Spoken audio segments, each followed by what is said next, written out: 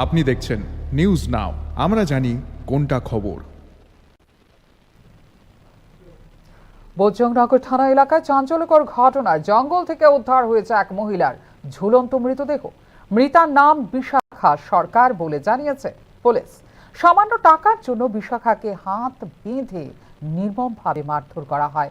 এরপর তার দেহ ফেলে দেওয়া হয় জঙ্গলে বলে অভিযোগ পরিবারের পক্ষ থেকে সরাসরি খুনের অভিযোগ আনা হয়েছে বিশাখার সহকর্মী লক্ষ্মী বিশ্বাস এবং যে বাড়িতে তাঁরা গৃহ পরিচারিকা হিসেবে কাজ করতেন সেই বাড়ির মালিকের বিরুদ্ধে। ঘটনার তদন্ত শুরু হয়েছে, অভিযুক্তদের খুঁজে তল্লাশি চালানো হচ্ছে বলে জানিয়েছে পুলিশ। তবে এই ঘটনায় এখনো পর্যন্ত কাউকে গ্রেফতার করতে পারেনি পুলিশ। ঘটনাকে কেন্দ্র করে চাঞ্চল্য ছড়িয়েছে সংশ্লিষ্ট এলাকায়। আমরা শনিবার থেকে বিচার করতেছি, পাইতাছি না। কার বিরুদ্ধে আপনার অভিযোগটা? কার বিরুদ্ধে? কোনো তো লক্ষ্মী বিশ্বাসের বিরুদ্ধে অভিযোগ থাকবো। লক্ষ্মী বিশ্বাসের লোক ওইগুলো গেছিল, আমরা তো আর কইতে পারি না। আমরা ফোনে জানাইছে এই শনিবার থেকে আমরা খোঁজাখুঁজি আরম্ভ হয়েছে। দেখে কি অবস্থায় পাইছেন আপনি? অন্ত দেখা যাইতেছে মার্ডার করেছিল, এটা ঝুলাই রাখছে। এই মহিলাতে ফাঁস লাগানোর কোনো ইয়েই নাই।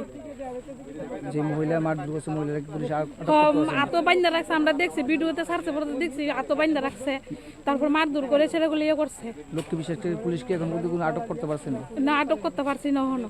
পুলিশ পারছেন? পুলিশ কি পুলিশও পারছে না ওখানে, তাই না বিচারতেছে বলে তাই না পারছে না এখনো। লক্ষ্মী বিশ্বাসে বাইকে গেছে, তাই না স্বামী বলে বাইকে গেছে। স্বামীর নাম কি? স্বামীর নাম আমি জানি না। তারা জড়িত আছে না? ও সবাই তো জড়িত থাকবো, নাইলে কেমন হইব? এটা যে বাড়িতে মারছে এই বাড়ির মালিকও কিছু কইছে না। মালিকের সামনে মারছে, মালিকে ভিডিও করতে বলছে, এটা কি দেখতে পারছে না তারা? মালিকের সামনে ভিডিও করছে, মালিকও জড়িত আছে, মালিকের বউ আরো বেশি জড়িত আছে। এক সময় এক রকম কথা কো। বুদ্ধনগর থানার আন্ডারে দেবরাম ঠাকুরপাড়া কালীটিলা। আমাদের কাছে একটা খবর আসে যে এখানে জঙ্গলের মধ্যে একটা মহিলার বডি ঝুলন্ত অবস্থায় আছে। তখন আমরা ঘটনাস্থলে আইছি এবং আমরা ফরেনসিক টিমও আইতেছি। বাকিটা তদন্ত চলতেছে, তদন্তের পরে করা যাবে। মহিলাটার নাম বিশাখা সরকার, বয়স আনুমানিক 32।